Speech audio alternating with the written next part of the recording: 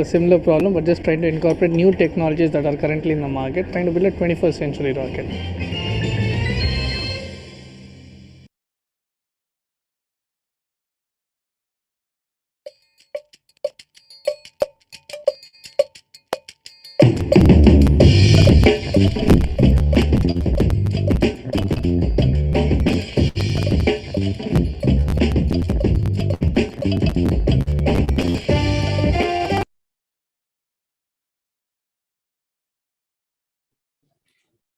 Thank you for the lovely video, Shivram. I hope those who really don't know much about IIT Madras can get a broad glimpse about what is IIT Madras. So great evening, everyone. It's a great pleasure in inviting everyone to this IRIS webinar series. And it's a proud news that to share with you that the IRIS webinar series is gaining more momentum in the public domain. And we have already crossed thousands and thousands of registrations to this IRIS webinar series. So I'm happy to present today's webinar, the memory studies under the cluster Business and Humanities. So this project under this cluster is headed by Professor Abhishek. So having him as one of the speaker of today's program, we also have Dr. Merin Semiraj, who is the co-PI to the project and going to share the platform with Professor Abhishek. So to introduce, just give me a second. Shivram? Yes, Rudra. I think we have lost Professor Marin. Yeah, they are back. They are back. Okay. So probably, yeah, this is the right time to introduce them. So to introduce Dr. Abhishek, Dr. Abhishek is an assistant professor in the Department of Humanities and Social Sciences at IIT Madras and associate fellow of the UK Higher Education Academy. He is the chairperson of the Indian Network of Memory Studies and a member of the advisory board Memory Studies Association. He is currently working on the 3 project on virtual reality and 360-degree procedural training, sleepless cities, and Anglo-Indian digital archiving. His areas of research include memory, tropes and literature, modernism, masculinity studies, medical humanities, and postmodernism. And he is the author of Postmodern Literature, Orient Blacksman 2018, and Culture and the Literary, Matter, Metaphor, and Memory, forthcoming Roman and Littlefield. And we also have Dr. Merin Semiraj. She is an assistant professor of English in the Department of Humanities and Social Sciences at IIT Madras and chairperson of Indian Network of Memory Studies. So she is currently working on 2 research projects on 360-degree procedural training and immersive digital archiving, Anglo in Chennai. She researches in memory studies, Anglo-Indian studies, Kerala modernity, and digital humanities. She co-edited Anglo-Indian identity, present, and the diaspora. Without taking much time, it's my pleasure to welcome you both. Over to you. Thank you very much. I hope I'm audible to everyone. Okay. Thank you very much for the very kind introduction, Mr. Luthra. And it's a wonderful opportunity for us to present our research in such a wide platform. So we'll talk very briefly about this project, Center for Memory Studies, in terms of what we do and how we're different, and most importantly, what we aim to do in the times to come. So I think Dr. Merin will share the screen in terms of the PowerPoint. We have a very brief and basic PowerPoint, which we'll use to foreground our research. So Dr. Merin, if you could kindly share. Yeah, I think it should be visible. Yes, wonderful. So as was pointed out during the introduction, and obviously this is the reason why we are part of this very August series, we are part of this PCOE centers, Centers for Excellence, Prospective Centers for Excellence, and Memory Studies is, of course, one such center. So I happen to be the principal investigator in the center, and Dr. Merin Semiraj is the co-principal investigator, and we work together on various dimensions of memory. So we'll take a little bit of time talking about memory studies. What is memory studies? Because Looking at it from one perspective, it is perhaps the most ancient of all disciplines. Memory is something which has always been there since the beginning of civilization, since the beginning of human evolution. I mean, the human brain is always hardwired to remember. It's a remembering machine. It's a memory machine. So in that sense, it's nothing new about memory in terms of how the way it influences us as as speaking, feeling subjects, as higher primates. But what is new about this discipline of memory studies is it's very organically interdisciplinary feature, and as Dr. Medin's PowerPoint suggests, so it's very interdisciplinary. It is new and emerging in terms of the kind of research it absorbs. So like you said, it's a very organically interdisciplinary network. So it brings in psychology, it brings in literary studies, which is our area of expertise. Both Dr. Medin and I, we are from the domain of literature. So it brings in cognitive psychology, it brings in clinical psychology. So we do dabble with some of the works in neuroscience quite a bit. And of course, there is a very strong medical perspective on memory as well, in terms of memory loss, in terms of trauma studies. But I think the reason why we are different from almost all the other kind of work done on memory studies is because we look at technology as a very key instrument in terms of looking at memory. So as you can see, the last circle, it brings in innovative use of technological tools to engage with questions of memory, history, and cultural identity, right? So as you can see, memory is a very important part of culture. So every culture will have its own vectors of memory in terms of what it remembers, what it doesn't remember. And technology can be seen as a very interesting instrument through which certain kinds of memories can be reconstructed. And we'll talk about that in a bit. So the very next slide gives a very basic definition of our, very quick definition of our project. So as I mentioned, it's a very interdisciplinary project which looks at memory and forms of forgetting. So I'll just take a little bit of time talking about this, because one of the most unique features of our project is that we don't look at forgetting as the opposite of remembering. In fact, we look at forgetting as something which is connected to the entire process of remembering. And this is something which we know through empirical evidence. This is something which we know through scientific research. In other words, the human brain is hardwired to remember and forget simultaneously, right? So forgetting is not the ontological opposite of remembering. In fact, forgetting is a cognitive component of remembering. So we look at forgetting and remembering as entanglements, as connected categories.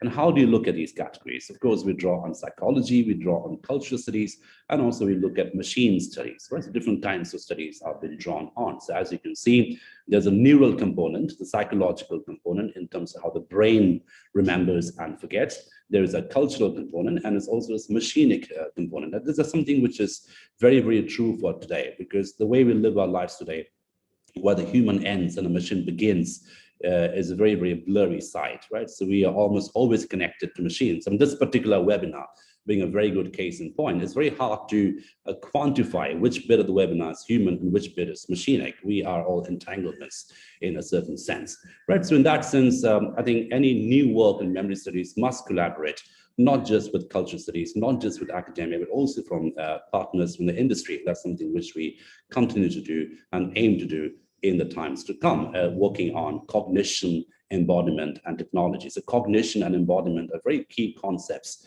in our research. Cognition, recognition, and embodiment. Embodiment, of course, it constitutes the body, the biological body, as well as the machinic interfaces around us in terms of how we consume meaning, in terms of how we consume what we see around us, and how that shapes our perceptions, how it shapes our memory, and also forms of forgetting. So as you can see, the very next slide, which talks a little bit about the research gap. So very broadly speaking, there are two ways of looking at memory and the way it has been studied so far. So one is obviously the psychological way of looking at memory, the medical, psychological, scientific way to look at memory in terms of it being a neural mechanism, something which happens in neurons, and we know it better now. It's something which happens between neurons. So it is very much a synaptic activity, something taking place between the neurons, right? So there's a micro neural model of memory. The other model of memory is a macro cultural model of memory. So every culture will have its collective memory. Every nation will have its collective memory, its collective consciousness. So the challenge for us in a research project like this is how do you connect these two vectors? How do you connect the psychological model of memory with the cultural model of memory? And this is where technology comes in. AR, VR, XR technology, augmented reality, virtual reality, and of course, extended reality. Now, the reason why we look at technology so importantly is because we are looking at memory not just in terms of something which happens through big events. And of course, when you talk about memory studies, everyone expects a discussion on partition, everyone expects a discussion on Holocaust, everyone expects a discussion on the Second World War, the Cold War, all the big events, the big political events, which are of course very, very important. They give us a lot of cultural data to work on. But I think the way we're looking at in this particular project, we are more interested in the dailiness of remembering. How we do remember every day. So what is the process of encoding which takes place through which certain experiences become memory? Of course, that process is encoding. So there are three steps of memory, very broadly speaking: encoding, consolidation, and retrieval, right? So you must encode an information to become a memory. It must be consolidated. And of course, the very act of remembering is also an act of retrieval. Right, so the dailiness of remembering is something which is very important for us. And as we mentioned, the world we live in today, the human-machine interface is a very important interface for us. So it's a very strong interfacial quality. So it's not just interdisciplinary, it's also very interfacial, this kind of research. And that's why we have this human interface, the machine interface, and also this interfacial quality will also shape the way we'll look at memory in the future, so the future of memory studies, in other words. So, which brings us to our trust areas, which is the next slide. As you can see, there's a lot of science, a lot of digitization going on, AR, VR technology. And of course, the cultural, historical context is very, very important. So the Indian context, so as it was very kindly mentioned during the introduction by Mr. Rudra, we just inaugurated the Indian Network of Memory Studies. And one of the key things which we will try to do in the times to come is to resurrect and recreate historical events through technology. And Dr. Menon is a specialist, of course, in digital humanities. She'll talk more about that later. But just to inform, when we did the first conference in memory studies way back in 2019, much before this project was conceived, even then, we looked at the Jallianwala Bagh massacre, the brutal event in imperial history, in terms of how we can recreate that using XR technology, using mixed technology. And we had a mural artwork in IIT Madras, which could have been animated by downloading a particular app. So again, we're looking at recreating something which happened.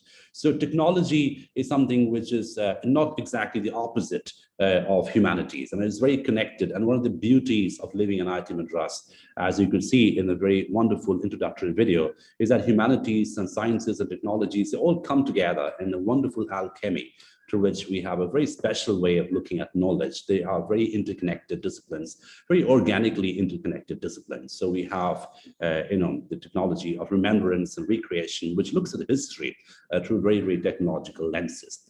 And of course, as is quite evident through the formation of the Indian Network of Memory Studies, we are looking at a transnational network. So we are partnering with our collaborators in Germany, in Britain, in the US, and to different other countries. And of course, in Amsterdam, which is the International Memory Studies Association, through which we can look at different kinds of heritage sites. So these are some of the collaborators that we have at the moment. Professor Jenny Wurstenberg, who's the Vice President of the MSA Memory Studies Association, Professor Catherine O'Leary, Dr. Anita Chaudhary, Professor Astrid Earle, one of the finest figures in memory studies, and Dr. Robin Andrews, who has co-edited this wonderful book with Dr. Meron Simiraj, and Professor Philip Mark, who runs this wonderful network of memory studies in Warwick University, with whom we've done a couple of very, very interesting events.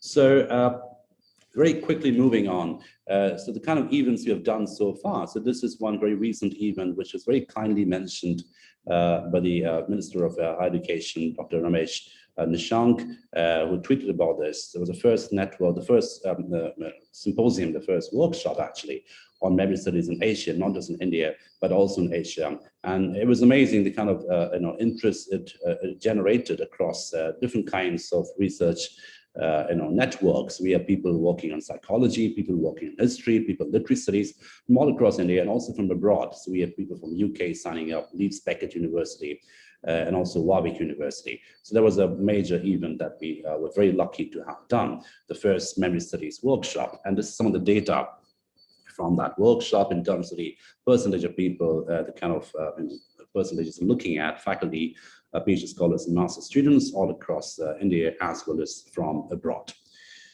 And in terms of some of the publications we are currently doing at the moment, so we just got published and it's in a pipeline. It will appear in September.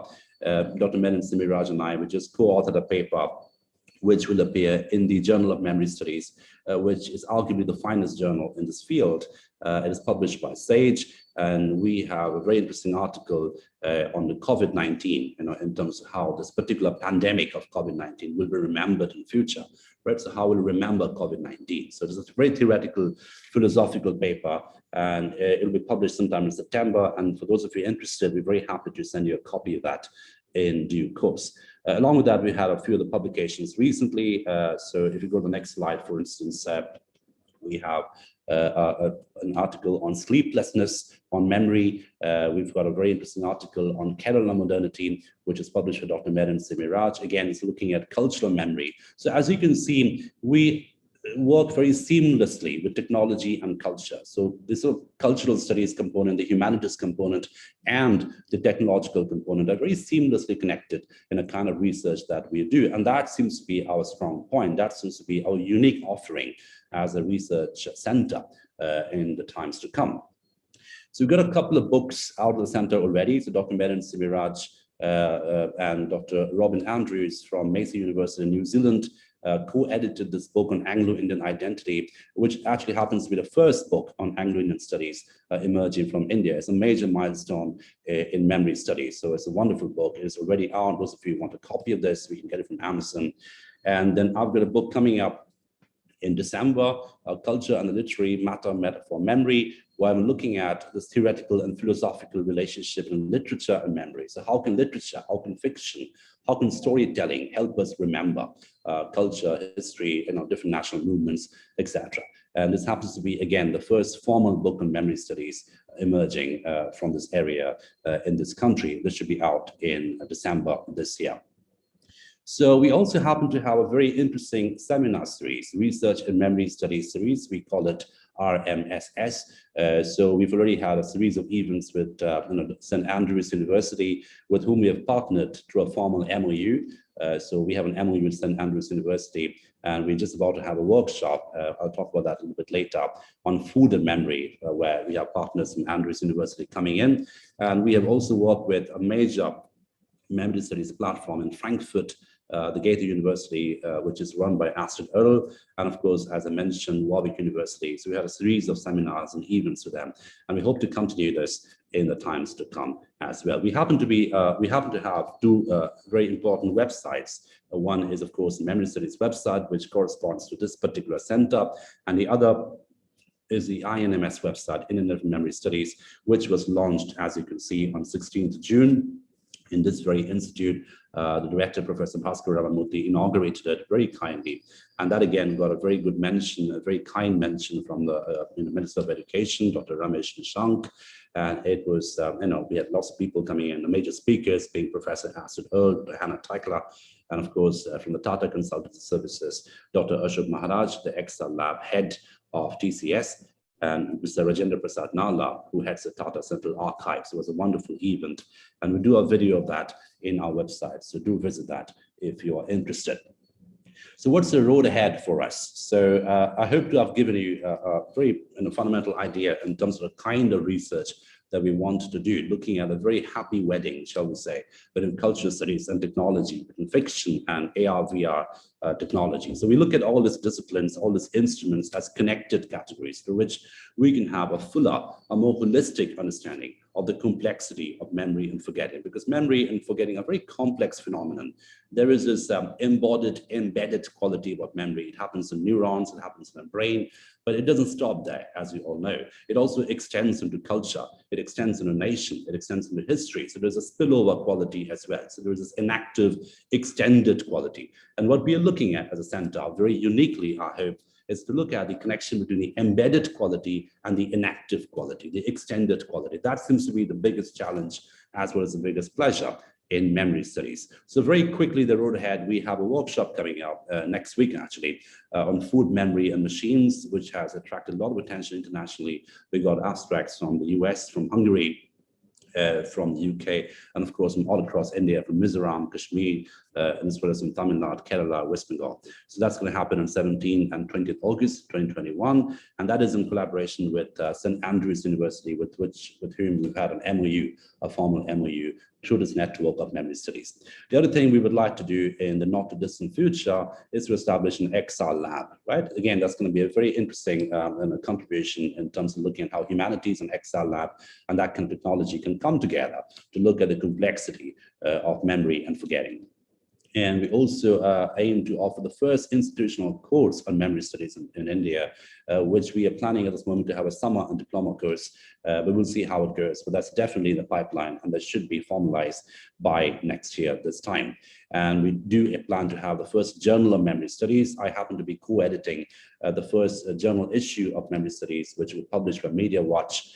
But we also aim to bring out a journal of our own from IIT Madras through the center, which will be the first journal of memory studies in India and South Asia.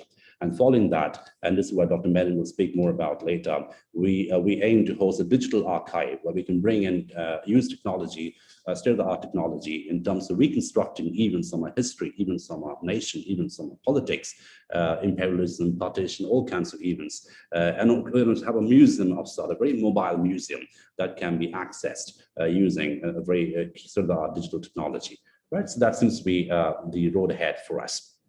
Just in a way of conclusion, we've been very lucky to get a lot of media attention already in terms of the kind of work we're doing. So the first event that we did was with KLM Dutch Airlines. That was way back in March 2019, where we had this workshop, a session on extended reality and empathy. And of course, as you can see, reality and empathy are very complex concepts. These can be seen as humanities concepts, empathy, philosophical concepts, but also there's an increasing interest in technology about empathy and reality. So what is empathy? Empathy is a neural mechanism, but empathy is also a social mechanism. So we can bring in different kinds of technologies to look at empathy. We had some very, very interesting scientists who work with KLM Dutch Airlines give a wonderful presentation during that workshop. And then we're very lucky to host one of the chief historians and a former chief historian of NASA, Dr. Roger Launis, who came over to IIT Madras to talk about the 50 years of Apollo's moon landing. It was a wonderful event, and it attracted a lot of attention among scholars in memory studies. And then more recently, as I just mentioned, this is some of the other works we have done, AR, VR technology, and as you can see, there has been some journalistic as well as scholarly articles on memory studies for which we have been interviewed for our feedback and our insights into this topic. And just in a way of conclusion, these two are the major events we have done so far. The first formal memory studies workshop in Asia, and also the launch of the INMS, the Internet for Memory Studies. So this, in a nutshell, is the kind of work that we are trying to do, bring together technology, cultural studies, literature, fiction, etc., to look at a holistic model of memory and remembering and forgetting. And of course, technology is seen as something which is deeply connected, very organically connected to fiction, philosophy, as well as literature. So that seems to be our strong point. That seems to be our unique offering. And as I mentioned, we have some tangible aims in the times to come. So with that, I end my presentation, and I invite Dr. Merin Simiraj, who happens to be the co-PI of the center, to talk a little bit more about her expertise and the way she looks at this particular research network. Over to you, Dr. Merin. Thank you very much. So I'll take a couple of minutes to quickly tell you about the kind of interfaces that we have with the various tools of technology. So we work, in terms of the technology interfaces, we have two major things. One is we plan to set up an XR lab. We have already been working with some of the tools, particularly AR and VR. We have used those tools in the work that we are doing.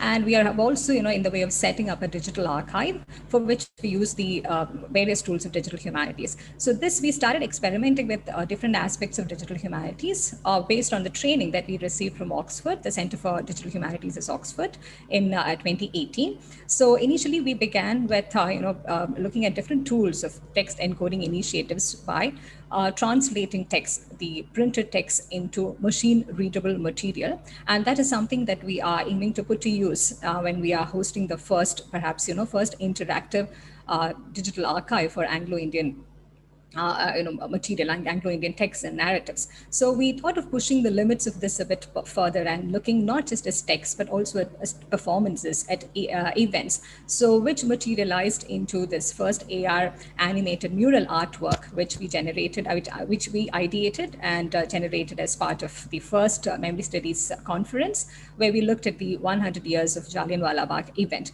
So in this, while experimenting with the AR technology, or with augmented reality, we also thought of getting into the various tools of XR. XR is the umbrella term, as you know, the extended reality, and the various terms such as augmented reality, virtual reality, and mixed reality. And with augmented reality, which was the first thing that we did, it is more about creating a the augmenting the real world, as the term itself suggests. Yeah. So from there, now we are trying to move on to the virtual reality mode, where it is entirely computer simulated. And we also find the current times conducive to the kind of work that we are also aiming to do. So what began as a theoretical experimentation, now we do find it has got a larger implication, and we have also thinking of pushing the limits of this further and trying to make this archive into an interactive mobile, as well as a museum kind of, generating a museum kind of experience. So what we are looking at is primarily we are looking at texts and narratives. We're also looking at historical events, and we are trying to pin them down together with this term experience. Yeah. So the immersive experiential quality, which we had been theoretically talking about, that will get manifested in the way the AR and VR technology that we would be using. So with the setting up of, so these things we have been doing largely remotely with the help of the XR labs. And now we are on the way of, with the generous, the help of the project support that we are receiving now, we are aiming to set up an XR lab through which we would begin to work with mixed reality as well, where the physical and the digital will begin to coexist. So that is where the space will become accessible, interactive for scholars, and even for people who just have a general interest in these sort of things about events, about narratives. Yeah. So at this point, we would also like to highlight that we see technology as an enabling tool, as something which would help us take these aspects right out of the classroom, out of our academic exercises, so it is also getting reflected in the kind of responses that we are getting for the training workshops that we've been hosting. It's not just from PhD students and people who are in academia, not just from faculty, but also a lot from independent researchers. There are journalists, there are people who are trying to look at history from multiple ways. There are people who are trying to work on memoirs, family memoirs on their own, looking at events, trying to retell them. So we do find technology as a bridge which would connect these different aspects of not just interdisciplinarity, but it would also help us reach out to a world which is outside of academics. And that's how we have pitched this projects into translating everything into, initially we began with translating text into machine readable data. Now we are thinking of translating all text performances and narratives into data that could be accessible by anyone and everyone, who even the ones who do not have any specialized expertise on these sort of domains. Because we are also looking at, once we are looking at events, we are looking at things which happen to human beings, ordinary things which happen to people, and technology is just helping people access it in experiential ways, in immersive ways. Yeah. So maybe down the lane, when things begin to open up post-COVID, we also hope to be able to host a space which will enable a virtual transportation. Literally, once they walk into this space, this museum mobile space, they will be able to add their own stories into the historical events which are already documented. So that's a kind of digital interactive archiving that we have in mind, which the first archive will be up and running by the end of this year on the Anglo-Indian identity, on the Anglo-Indian community, for which Anglo Inc., one of the first publishing houses based on Anglo-Indian community, is also supporting us. So this is in a nutshell the kind of work that we are doing. This given the paucity of time, we are not able to show you the kind of work that we are doing, the work in progress, but please continue to stay in touch with us. We have hosted most of these details in the two websites that we maintain, one for the Center for Memory Studies, another one for the Indian Network for Memory Studies. And we also encourage a lot of collaborative discussions and initiatives. If you have an idea, if you have a pitch for a project for which we could pitch jointly, please, we will welcome. We would love to continue this conversation as well. Yeah. So thank you very much for your time and attention.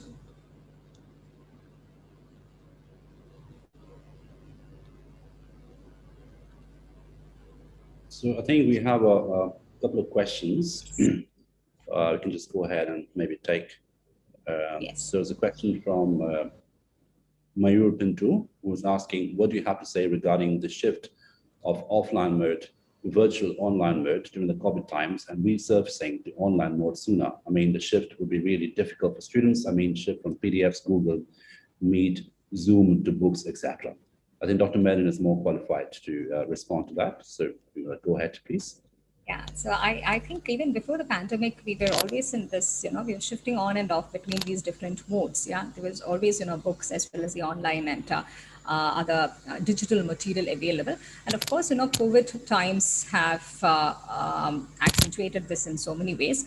So this shift, and also I guess even while we are accessing material through books, we had always been looking at the online material. And today again, even when we are looking at the online material, yeah, much of those are also there in the book form. So this is not like, it's very difficult to compartmentalize this, So one of the things in a very technical, theoretical aspect that we would also like to foreground is that we are trying to move away from this binary, from this dichotomy as well, yeah, in terms of, more books will never mean that the less of the digital material, and more of the digital material will never mean that the books are going to go away.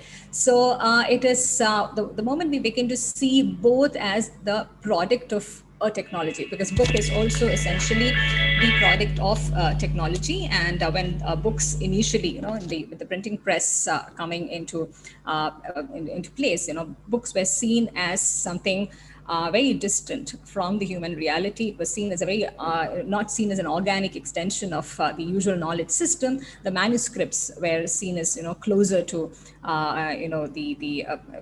closer to how we would want to access knowledge. Yeah. So this shift, I would say, there is going to be some time in terms of, the shift back and forth. But if you look at the history of human civilization, there have always been shifts, and people have wonderfully adapted to these different, movements.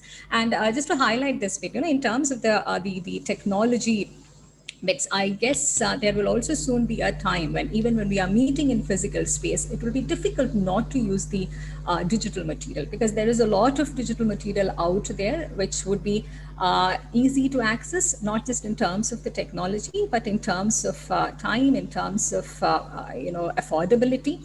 So perhaps this shift post-COVID, when we get back to these face-to-face activities, I would think that technology had accentuated and made things easier, yeah, in so many ways, yeah. Right. There's another question. Does younger generation seems deviated from their responsibility and goals due to entertainment media and addiction to mobile in India? Yeah, I can respond to that. Yes. I mean, it's a very valid concern, but I think this is a concern which has been haunting humanity from the times of Plato. So if we read some of Plato's writings, he complains about the young generation slobbing away in Greece and not working enough towards the polis, which is the Greek state. So this anxiety towards the young generation and this attribution of irresponsibility is something which has been there since the beginning of what we call culture. So I think, see, the different ways of distraction. I mean, what distracts today will be mainstreamed tomorrow, and then something else will come up as a form of distraction. So as Dr. Menon was pointing out, we're not looking at technology as something which is new, because if you really define the term technology, you can go back to the ancient cave drawings as the first forms of technology. And if you look at augmented reality, I mean, literature is an example of augmented reality, right? You augment reality, you stylize reality, you deliver reality, and you sort of re-spatialize it. And what better example of that than a novel, maybe, which is an example of augmented reality. So I think it's a valid concern, but it's a very ancient concern. It's a concern which has haunted humanity since the beginning of time, since the beginning of culture. And, as Dr. Menon was pointing out, the different forms of absorption and reception. And these will keep changing. The vectors will keep changing. So today it's mobile phone, tomorrow it's iPad, third day something else. But the human brain is hardwired to be absorbed. The human brain is hardwired to encode. And like you mentioned during my presentation, so encoding, the process of encoding information, the human brain is hardwired to have encoding and erasure happening simultaneously. So distraction is not really the opposite of attention. Distraction is a part of attention, really. Of course, it becomes a problem. It becomes a pathological category if it becomes too much. But let's not be over anxious about distraction. Distraction is sometimes a healthy habit through which attention can be calibrated. Right. So my very philosophical answer to a very valid question is that these concerns will always be there, but the human brain will always find a way. Human culture will always find a way to deviate from distractions and play and have this interplay of attention and distraction. So in a nutshell, I think the current generation is not worse off than us, and will always be that way. So yeah. If you could also take the next question, exploring how memory studies can be helpful in dealing with PTSD and traumatic memories in general. Yeah. Yes. It's a very, very good question. Of course, PTSD is a very, very big subcluster in memory studies, and we have 2 research scholars in this very department working on PTSD, 2 of them working with me under my supervision. So there's a lot of literature about PTSD. Of course, the very term PTSD came into being after the Vietnam War. It was classified after the Vietnam War. So as you can see, the very classification of the term was for a political, war. So, it's a very political category as well, PTSD. And of course, now there are different kinds of PTSD. It's not just war trauma. We look at PTSD even through domestic abuse, even through civilian experiences, even through blunt force trauma, etc. So trauma studies is a very, very key component of memory studies, and that is the medical component. And as I mentioned at the beginning, we have a very strong medical component in our research as well. And one of the ways in which we find it helpful to look at trauma studies and this confluence between trauma studies and memory studies is to look at fiction, is to look at art, is to look at different kinds of therapeutic practices through art. And when I was just finishing my PhD in Durham, there was this wonderful research project which came up. It was called Poet in the City. And it had poets and doctors sitting together and looking at different kinds of therapies through which trauma victims can be cured, sometimes through art, sometimes through different kinds of healing mechanisms. And poetry and fiction was seen as a very interesting instrument through which that kind of healing can be enacted. So memory studies pays a lot of attention to trauma studies. It pays a lot of attention to PTSD and the different ways in which we engage with that. But one has to be careful over here because, we also should put a caveat that we are not really a hardcore medical research, right? So memory studies is not really about medical research at all. So we're not claiming to be doctors. We work with doctors. We collaborate with people who use clinical and cognitive psychology. But the discipline of memory studies is much broader than that. It brings in different other disciplines like literature, like philosophy, like machine studies. So it is a very, very important component in memory studies, but we don't claim to have any therapeutic answer to trauma studies and PTSD. For that, I think the hardcore medical science is the best place to go. Yeah. So. Yeah, we have another question. The research you are doing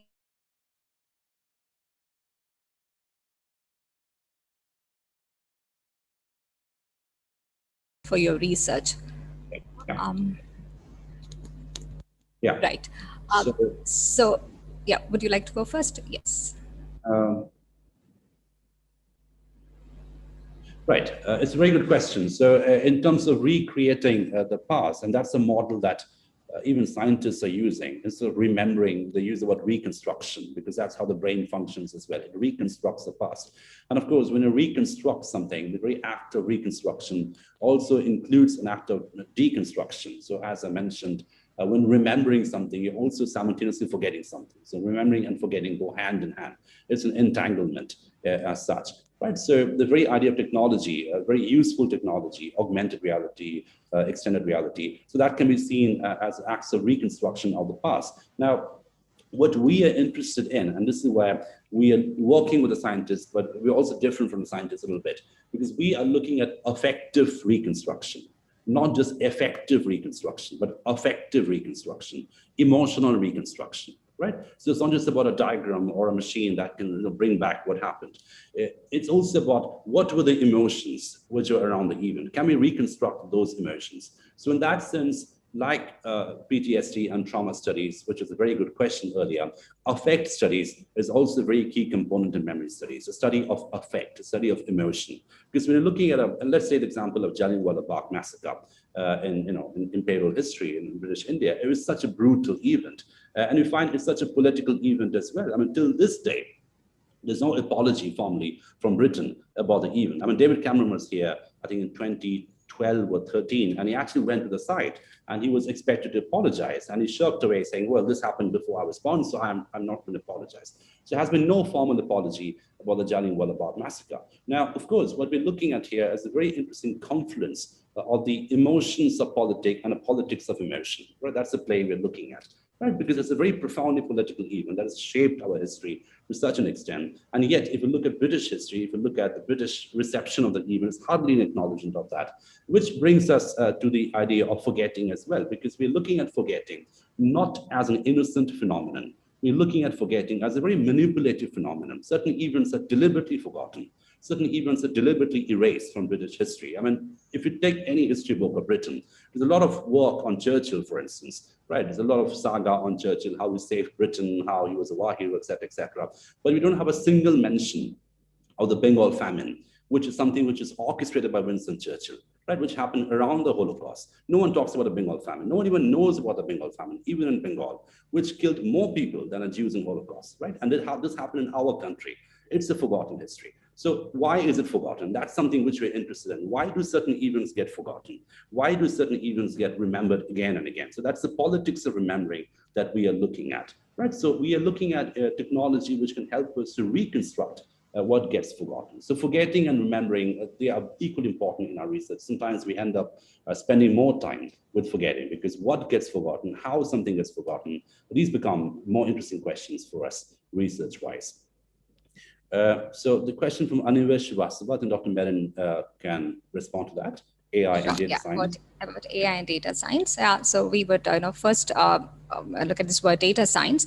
So in terms of the principles behind which data science operates, I think, as students and teachers of literature, we have already been using data science, in the sense that, data science is to give a very crude definition, it would be like, trying to look at the patterns which are hidden. Yeah, there's a lot of data. We are trying to bring the data together and look at the meaningful connections and the patterns which are hidden in it. Yeah, so theoretically, this is something, theoretically and technically, this is something that we had always been interested in. And now with the tools of digital humanities, which have become more and more available to us, we find it very handy in terms of, using them as tools to organize our work. Just to give a quick example of the current work that we are on in terms of the digital archive for the Anglo-Indian Digital Archive. Yeah. So while we are bringing together the memories of the Anglo-Indian community, we need to exercise a lot of caution in terms of the kind of material that we are bringing together and putting up out there on public domain. There are, of course, certain patterns that we would observe,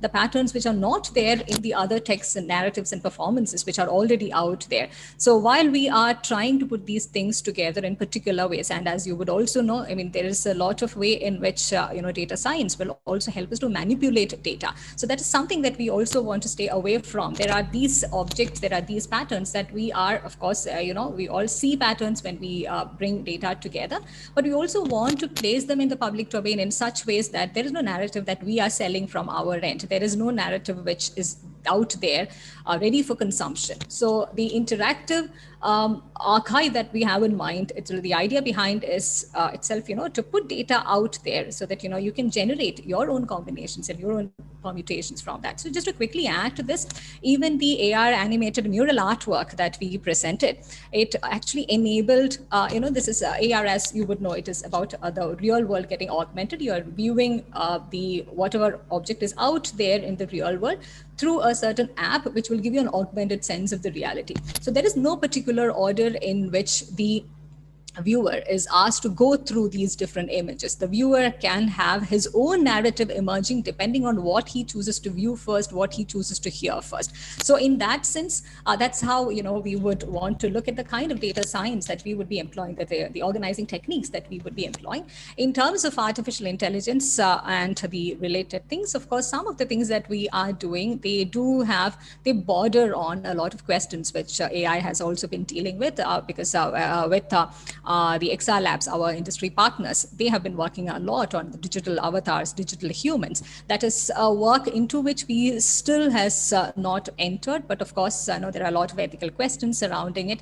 So at the moment, perhaps, when we have the next set of webinars, we would have more clarity on how we would engage with AI. We are still, discussing and figuring out how to deal with the questions when, artificial intelligence also enters the domain, the research domain that we are working on. In a very broad sense, of course, almost all things that we do now, they use artificial intelligence, but now, we are taking this term in a more advanced, sophisticated sense in terms of, using the digital avatars and using the virtual reality for a lot of, educational training purposes and all, because that's also part of the project, one of the projects which Rudra had kindly mentioned at the beginning, the 360-degree animation and those kind of training techniques and the feasibility and the ethical components of it. That is something that we are also looking at. Perhaps, sooner or later, we would have more concrete answers to, how we are looking at these two aspects. Yeah.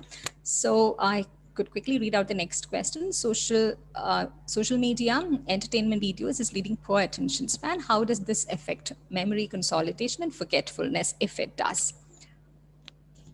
Yeah, I can respond to that very quickly. Yes. So, it's obviously a very valid concern. The whole idea of attention span getting more and more diminished. But then again, I think there's also the possibility of being over anxious about this, because these kind of anxieties have always been there. Like, for instance, when the novel first came into being, it was seen as a major scandal to the human attention, that people were just getting absorbed in the novel, and reading books was seen as cognitively harmful. And believe it or not, that was a major 18th century concern in many parts of Europe. So obviously these concerns will keep changing along with the arrival of different kinds of technology. But of course, there is a very strong cognitive overload that we experience every day these days. Our mobile phones, for instance, is a cognitive universe, and it's literally at our fingertips. So you just keep scrolling, and different pages open up. Now, what it does, I think, it has changed to a certain extent, and I would agree with your, with the theory of it. It has changed to a certain extent the ontology of memory, the very idea of memory. Now we're looking at memory more of an episodic activity rather than a consolidatory activity. That has definitely been a sort of paradigm shift. Memory as an episodic activity, and not just memory, even knowledge is becoming more and more episodic in quality. So knowledge just becomes episodic, and then it just becomes anti-knowledge, something else comes into being. And there's a lot of research done on post-truth, for instance, such that word has got such a lot of currency these days as well. So the very nature of knowledge consumption, the very nature of encoding through which an event, an experience becomes memory, is sort of drifting towards the episodic realm a little bit more than the consolidatory realm. So that has a lot to do with the kind of technology that we use today. So that is definitely something, but I'm not very sure that's necessarily detrimental to the human brain, right? So we will have to see. There's a lot of research going on. Some of the research, obviously, products of panic, but I am a little ambivalent about whether this is actually very harmful or not. But it has definitely shifted the attention and the memory paradigms towards the episodic realm rather than the consolidatory realm. So that would be my response. And I think it's a question from Animal Srivastava about data manipulation. How can we stop data manipulation, as you said it can? Yeah, just to correct, we never claim that we can stop data manipulation. I'm not sure if anyone could at this point. What I meant was data can be manipulated. Data will continue to be manipulated. So we will exercise caution in terms of putting the data that we have out there in the public domain, because in terms of the kind of archival work that we are doing, the material is also, and it's not any objective material. It's also part of personal, private, family memories. Yeah. So it was, since data manipulation is there and we don't have any ways to putting out any material from our end, yeah, in terms of any digital material. Hope that clarifies this, Animesh Srivastava.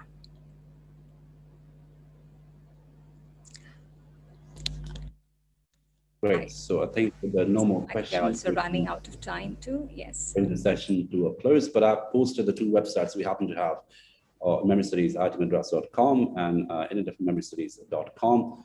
So we're very, very welcome to visit both the websites. You can write to us directly if you're looking for internship opportunities, if you're looking for more kind of, if you want to know more about the kind of research we are doing or aim to do in the times to come, do drop us a line and we'll respond as quickly as possible. But thank you very much, the Global Dean's Office, for this wonderful opportunity to interact with so many respondents from across the range of interests. And we look forward to meeting most of you in the times to come. So thank you from our end. Thank you. Thank you, Dr. Abhishek, and thank you, Dr. Merin. I mean, indeed to say, it was really a very good interactive session, and I can literally see a lot of questions from the audience as well. And the audience, thank you for your participation, and we'll look forward and meeting in the next webinar. Thank you for joining. Take care, everyone. Stay safe. Thank you.